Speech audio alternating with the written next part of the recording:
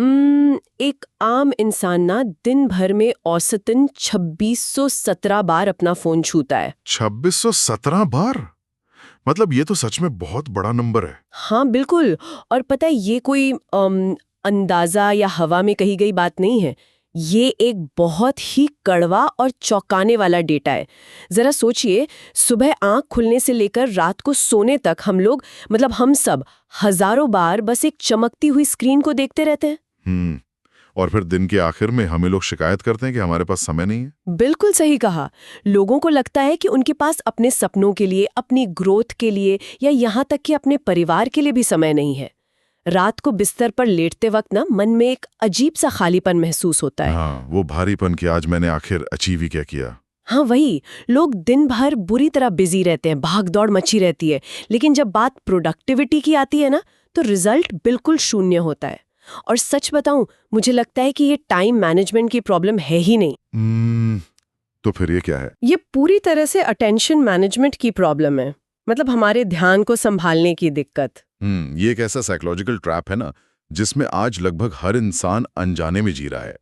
मतलब देखिए, लोग अपने समय को कंट्रोल करने की लगातार कोशिश कर रहे हैं। हाँ, नए नए टाइम टेबल बनाते हैं। बिल्कुल, टाइम टेबल बनाते हैं, कैलेंडर सेट करते हैं, जबकि असल में उन्हें अपनी अटेंशन को प्रोटेक्ट करना है। आज की दुनिया में समय से ज्यादा कीमती आपका ध्यान है, और अब हर बड़ी कंपनी इसी ध्यान को अपनी तरफ खींचने के लिए अरबों डॉलर खर्च कर रही है। सही बात है। और इसी भ्रांति को गहराई से समझने के लिए ना, आज की इस डीप डाइव में हमने कुछ बहुत ही बेहतरीन सोर्सेज को खंगाला है। हाँ, काफी इंटरेस्टिंग रिसर्च है इसमें। बिल्कुल। हमने न्यूरोसाइंस जर्नल्स की स्टडीज, बिहेवियरल साइकोलॉजी की लेटेस्ट रिसर्च और अटेंशन मैनेजमेंट पर लिखी गई कुछ सबसे प्रभावशाली किताबों के नोट्स को एक साथ रखा है। तो आज का मेन फोकस क्या रहने वाला है? आज का हमारा मिशन ये डिकोड करना है कि कैसे हमारा ध्यान ही हमारी जिंदगी की दिशा तय करता है, और सबसे जरूरी बात कि कैसे हम इजी डोपामाइन और लगातार आने वाले डिस्ट्रैक्शंस के इस जाल से बाहर निकल सकते हैं। और उन कामों पर फोकस कर सकते हैं जो असल में मायने रखते हैं। बिल्कुल। चलिए इसको थोड़ा विस्तार से समझते हैं। मुझे ना हमेशा से लगता था कि हमारी मेंटल एनर्जी एक प्रीपेड मोबाइल बैलेंस की तरह है। Prepaid balance? अच्छा, वो कैसे? मतलब जैसे सुबह उठते ही हमारे पास एक फुल बैलेंस होता है, एकदम 100% बैटरी, लेकिन हम उठते ही क्या करते हैं? फोन उठाते हैं, और क्या? हाँ, बेकार की नोटिफिकेशंस, बेवजह की सोशल मीडिया स्क्रोलिंग और दुनिया भर के शोर शराबे में हम उस ताज़ा बैलेंस को खर्च कर देते हैं। बिल्कुल सही एनालॉजी है ये। और फिर होता क्या है, जब दोपहर में सच में कोई जरूरी और मुश्किल काम करने की बारी आती है, तो पता चलता है कि दिमाग का बैलेंस तो पहले ही खत्म हो चुका है। और फिर लोग कहते हैं कि यार मन नहीं लग रहा। हाँ, तो मेरा सवाल आपसे ये है कि आखिर हमारा दिमाग इतनी आसानी से इस डोपामाइन ट्रैप में क्यों फंस जाता है? क्या इंसान अंदर से ही कमजोर है? देखिए, कमजोर नहीं है। असल में हमारी बायोलॉजी, मतलब हमारी शारीरिक संरचना ही कुछ इस तरह से डिजाइन की गई है। यहाँ जो सबसे दिलचस्प बात है वो ये कि अगर हम इवोल्यूशनरी बायोलॉजी को देखें ना। Evolutionary biology? हाँ, मतलब हजारों साल पहले जब इंसान जंगलों में रहता था, तो दिमाग का मेन काम क्या था? शरीर को जिंदा रखना। सर्वाइवल। बिल्कुल। और जिंदा रहने के लिए कैलोरीज बचानी पड़ती थी। इसलिए दिमाग की वायरिंग ऐसी बन गई कि वो हमेशा हार्ड वर्क यानी मेहनत से बचे और कम से कम एनर्जी खर्च करे। अच्छा, तो आलस हमारे अंदर नेचुरली है? एक तरह से हाँ। इसके अलावा एक और चीज है, उस समय जब भी कोई नई आवाज या हलचल होती थी ना, तो दिमाग उसे एक नए खतरे या नए रिवॉर्ड के रूप में देखता था। और डोपामाइन रिलीज करता था। एग्जैक्टली। आज हम जंगलों में नहीं है, हमारे पास खाने या सुरक्षा की कोई कमी नहीं है, लेकिन दिमाग आज भी वही शॉर्टकट और नई हलचल खोजता है। मतलब जब फोन पे वो टिंग वाली आवाज आती है, हाँ, नोटिफिकेशन की आवाज आती है, तो दिमाग के लिए वो एक नया रिवॉर्ड होता है। यही इजी डोपामिन है। और जो चीज तुरंत अच्छी लगती है, मतलब तुरंत मजा देती है, वो लंबे समय में इंसान की फोकस करने की क्षमता को खत्म कर देती है। लेकिन मुझे यहाँ ना एक बात समझ नहीं आ रही। अगर हमारी बायोलॉजी ही हमारे खिलाफ काम कर रही है, तो क्या एक आम इंसान के लिए इस जाल से निकलना मुमकिन भी है? मुश्किल है, पर नामुमकिन नहीं। क्योंकि मुझे लगता था कि फोकस बढ़ाने के लिए बस एक अच्छी ब्लैक कॉफी, हेडफोन्स और थोड़ी सी विल पावर यानी इच्छा शक्ति की जरूरत होती है। तो क्या सिर्फ डिटर्मिनेशन के भरोसे इन सब डिस्ट्रैक्शंस को छोड़ना पॉसिबल नहीं है? यही वो सबसे बड़ा भ्रम है जहां आकर ज्यादातर लोग हार मान लेते हैं। अच्छा। हाँ, उन्हें लगता है कि उनकी इच्छा शक्ति कमजोर है, साइकोलॉजी में ना एक कॉन्सेप्ट है जिसे ईगो डिप्लीशन या विल पावर फटीग कहते हैं। विल पावर फटीग मतलब विल पावर का थक जाना? बिल्कुल। विल पावर कोई जादुई शक्ति नहीं है, ये आपके फोन की बैटरी की तरह है जो दिन ढलने और हर छोटे फैसले के साथ धीरे धीरे खत्म होती है। मतलब छोटे फैसले भी हमारी एनर्जी लेते हैं? बिल्कुल। क्या पहनना है, क्या खाना है, किस ईमेल का रिप्लाई करना है, इन सब में विल पावर खर्च होती है। इसलिए बदलाव कभी भी सिर्फ विल पावर से नहीं आता। तो फिर कैसे आता है? बदलाव हमेशा एक सिस्टम बनाने से आता है। आपको अपने एनवायरनमेंट यानी अपने आसपास के माहौल को ठीक करना होगा। अगर फोकस बढ़ाना है तो सबसे पहले डिस्ट्रैक्शंस के रास्ते में फ्रिक्शन या रुकावट डालनी होगी। यानी उस बुरी आदत को इतना मुश्किल बना दो कि दिमाग आलस कर जाए। बिल्कुल सही समझे आप। काम के वक्त फोन को सिर्फ साइलेंट करके टेबल पर उल्टा रख देना काफी नहीं है। सच में? मैं तो यही करती हूँ। ज्यादातर लोग यही करते हैं, लेकिन रिसर्च बताती है कि अगर फोन आपकी नजर के सामने है, भले ही वो बंद हो, तब भी आपकी ब्रेन पावर का एक हिस्सा उस फोन को इग्नोर करने में खर्च हो रहा होता है। बाप रे, मतलब वो बंद फोन भी हमारी एनर्जी चूस रहा है। हाँ, इसलिए फोन को अपनी पहुंच से ही दूर किसी दूसरे कमरे में या ड्रॉवर के अंदर रख देना चाहिए। फोकस कहीं बाहर से नहीं लाना पड़ता। जब आसपास का शोर, वो जो नॉइज है ना, वो कम हो जाता है तो दिमाग अपने आप उस काम पर केंद्रित हो जाता है जो सामने रखा है। ये एनवायरनमेंट वाली बात तो काफी लॉजिकल लग रही है। लेकिन मान लीजिए मैंने फोन दूसरे कमरे में रख दिया, अब मैं अपने लैपटॉप पर काम कर रही हूँ। ठीक है। फोन नहीं है तो इंसान खुद को ही चकमा देने लगता है। वो एक साथ ब्राउजर पर 10 टैब खोल लेगा। हाँ, ये बहुत कॉमन है ना? एक तरफ रिपोर्ट बन रही है, दूसरी तरफ ईमेल खुला हो, तीसरी तरफ कोई न्यूज़ वेबसाइट चल रही है, और लोग इसे बहुत शान से मल्टीटास्किंग कहते हैं। कॉर्पोरेट वर्ल्ड में तो इसे एक टैलेंट माना जाता है। तो क्या ये सच में एक टैलेंट है या ये भी एक धोखा है? देखिए, ये मल्टीटास्किंग का विचार ना आज के समय का सबसे बड़ा और सबसे खतरनाक झूठ है। सबसे बड़ा झूठ? हाँ, साइंस पूरी तरह से ये साबित कर चुकी है कि इंसानी दिमाग एक ही समय में दो अलग अलग काम कर ही नहीं सकता। मतलब हम मल्टीटास्किंग नहीं कर रहे होते? बिल्कुल नहीं। जब लोग मल्टीटास्किंग कर रहे होते हैं तो वो असल में एक साथ कई काम नहीं कर रहे होते, वो बस अपना ध्यान एक काम से दूसरे काम पर तेजी से शिफ्ट कर रहे होते हैं। इसे कॉग्निटिव स्विचिंग कहते हैं। Cognitive switching. और इसका एक बहुत बड़ा बायोलॉजिकल कॉस्ट होता है। Biological cost? इसका क्या मतलब हुआ? मतलब क्या हमारा दिमाग थक जाता है? सिर्फ थक ही नहीं जाता, बल्कि उसकी परफॉर्मेंस भी जमीन पर गिर जाती है। वॉशिंगटन यूनिवर्सिटी की एक रिसर्चर हैं सोफी लेरॉय। उन्होंने एक बहुत ही शानदार कॉन्सेप्ट दिया था जिसे अटेंशन रेजिड्यू कहा जाता है। अटेंशन रेजिड्यू, ये क्या होता है? इसे ऐसे समझिए, मान लीजिए आप एक बहुत ही जरूरी प्रोजेक्ट पर काम कर रहे हैं। अचानक एक ईमेल का पॉपअप आता है। हाँ, जो अक्सर होता है। आप सोचते हैं बस 1 सेकंड लगेगा, देख लेता हूं कि क्या है। आप उस ईमेल को पढ़ते हैं, उसका जवाब भी नहीं देते और वापस अपने प्रोजेक्ट पर आ जाते हैं। और हमें लगता है कि हमने सिर्फ 5 सेकंड गंवाए। बिल्कुल, लेकिन न्यूरोसाइंस बताती है कि आपकी मेंटल एनर्जी का एक हिस्सा, आपकी अटेंशन का कुछ प्रतिशत अभी भी उस ईमेल के विचारों में अटका हुआ है। ओह, तो वो पीछे बैकग्राउंड में चल रहा है। हाँ, यही अटेंशन रेजिड्यू है। आप शारीरिक रूप से तो प्रोजेक्ट पर हैं, लेकिन मानसिक रूप से आप बन चुके हैं। और अगर आप दिन भर में 50 बार ऐसा करते हैं तो शाम तक आपका दिमाग पूरी तरह से एग्जॉस्ट हो जाता है, वो भी बिना कोई बड़ा काम किए। तो क्या इसका मतलब ये हुआ कि हम 10 अलग-अलग जगह पे 10 छोटे-छोटे गड्ढे खोद रहे हैं, मेहनत पूरी कर रहे हैं, पसीना भी बह रहा है, लेकिन पानी किसी भी गड्ढे से नहीं निकल रहा क्योंकि गहराई तो किसी में है ही नहीं? वाह, एकदम सटीक उदाहरण है ये। और इसीलिए आज के इस शोर से भरी दुनिया में डीप वर्क यानी बिना किसी रुकावट के पूरी एकाग्रता के साथ एक ही काम को करना एक सुपर पावर बन चुका है। डीप वर्क एक सुपर पावर है, सही बात है। आज के समय में हर इंसान थोड़ा थोड़ा सब कुछ जानना चाहता है। हर कोई उथले पानी में तैर रहा है, लेकिन जो असली वैल्यू है, जो सफलता और सेटिस्फैक्शन है ना, वो डेप्थ या गहराई से ही आती है। लेकिन अगर हम प्रैक्टिकल दुनिया की बात करें ना, आज के कॉर्पोरेट कल्चर को ही देखिए। हाँ, वहाँ सिचुएशन अलग होती है। बिल्कुल। अगर कोई इंसान अपनी बॉस से कहे कि मैं डीप वर्क कर रहा हूँ और 4 घंटे तक आपके मैसेज या ईमेल का जवाब नहीं दूंगा, तो अगले दिन उसकी नौकरी खतरे में पड़ जाएगी। हाँ, ये तो है। तो क्या रियल लाइफ में जहाँ लोग लगातार आपसे कम्युनिकेट करना चाहते हैं, सिर्फ एक काम पर फोकस करना मुमकिन है? देखिए, ये एक बहुत ही जायज सवाल है और ज्यादातर लोगों की यही दुविधा होती है।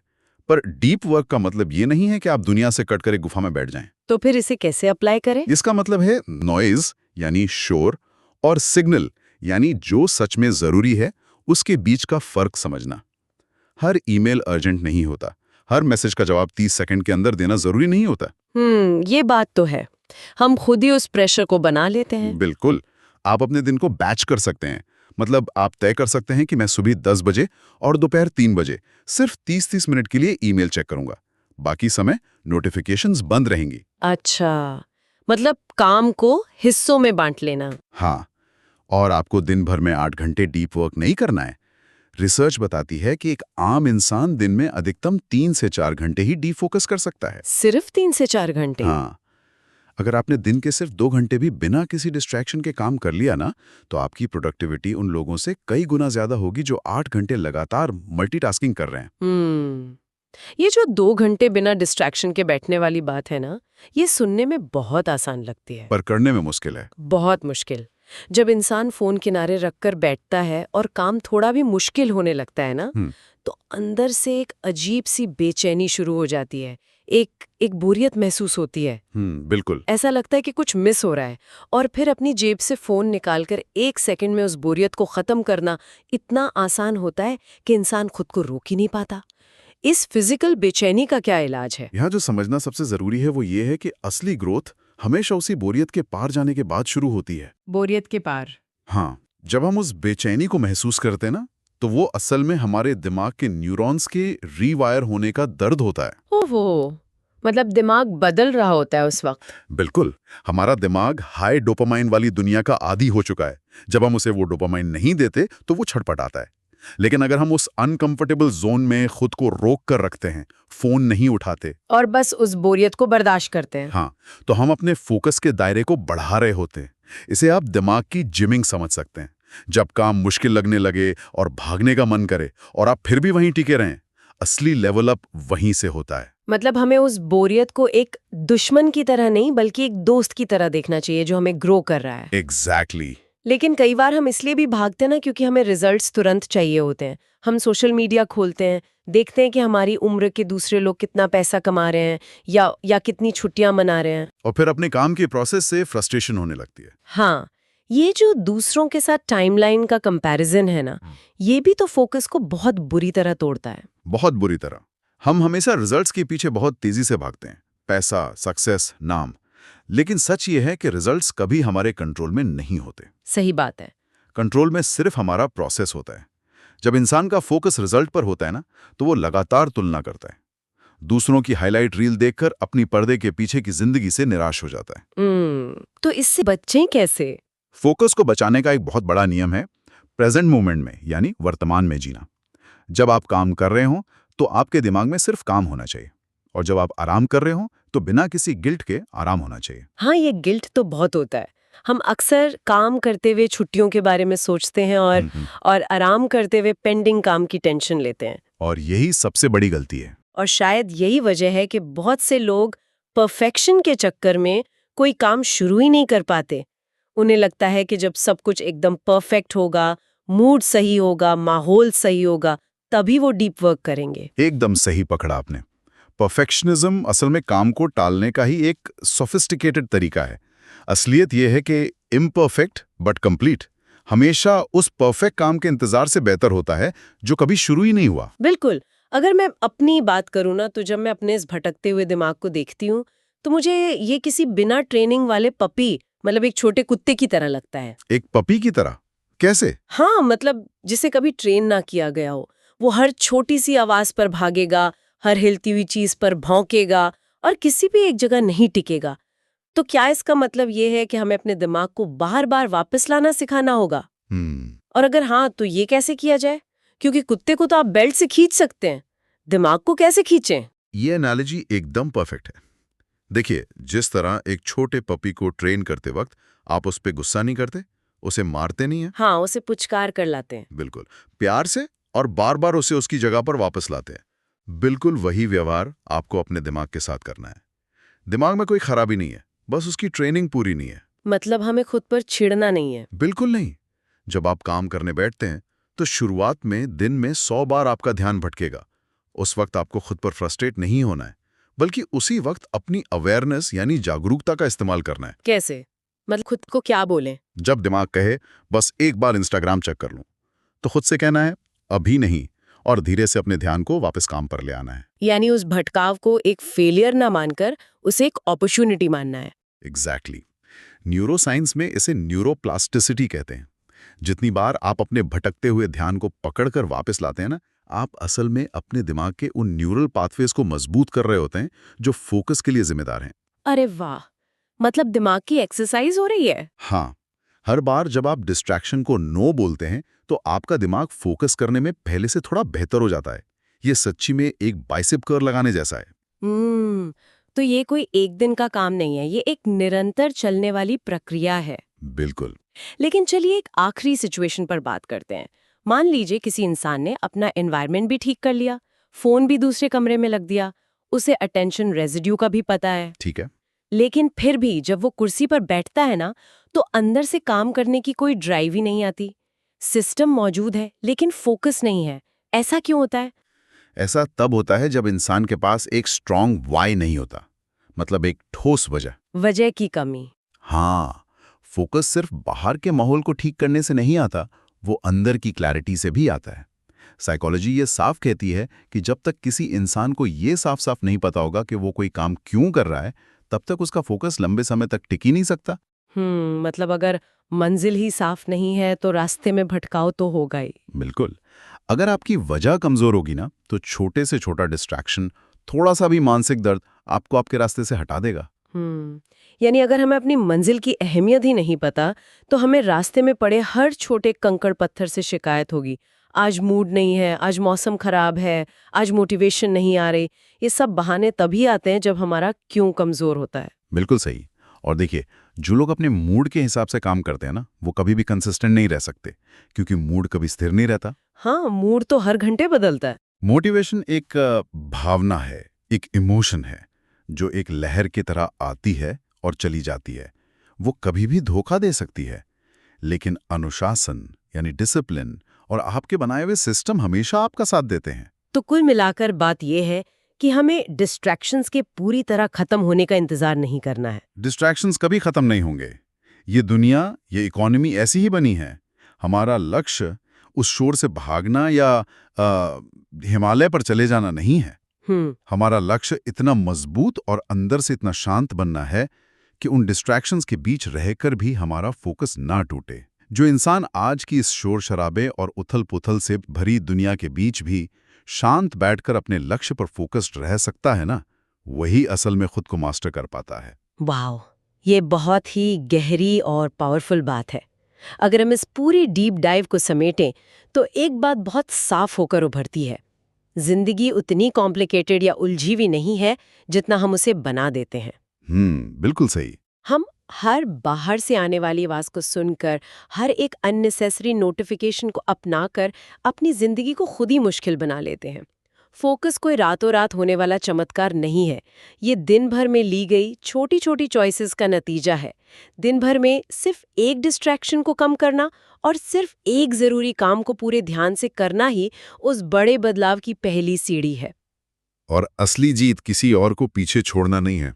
असली जीत वो सुकून भरी फीलिंग है जब रात को सोने से पहले आपको अंदर से ये पता हो कि हाँ, आज मैंने अपने समय का और अपने ध्यान का सही इस्तेमाल किया है। वही असली संतुष्टि है। बिल्कुल। और इस गहरी चर्चा को खत्म करने से पहले ना, मैं सबके लिए एक विचार छोड़ना चाहती हूँ। सोचिए, हम एक ऐसे भविष्य की तरफ तेजी से बढ़ रहे हैं जहाँ आर्टिफिशियल इंटेलिजेंस यानी एआई हमारे ज्यादातर काम कर देगा। कोडिंग से लेकर राइटिंग और डेटा एनालिसिस तक सब कुछ मशीनें कर रही होंगी। ये फ्यूचर तो आ ही रहा है। बिल्कुल। ऐसे में इंसान की इकलौती वैल्यू, उसकी सबसे कीमती संपत्ति क्या बचेगी? उसकी अटेंशन। हाँ, उसका ध्यान, उसकी गहराई और उसकी सोचने की क्षमता। तो क्या हम अपनी उस आखिरी पहचान, उस सबसे महंगे एसेट को इतनी आसानी से किसी भी रैंडम नोटिफिकेशन या एल्गोरिदम के हाथों नीलाम होने देंगे? अगर आज हमने अपनी दिशा कंट्रोल नहीं की ना, तो कल कोई और हमारा ध्यान कंट्रोल कर रहा होगा।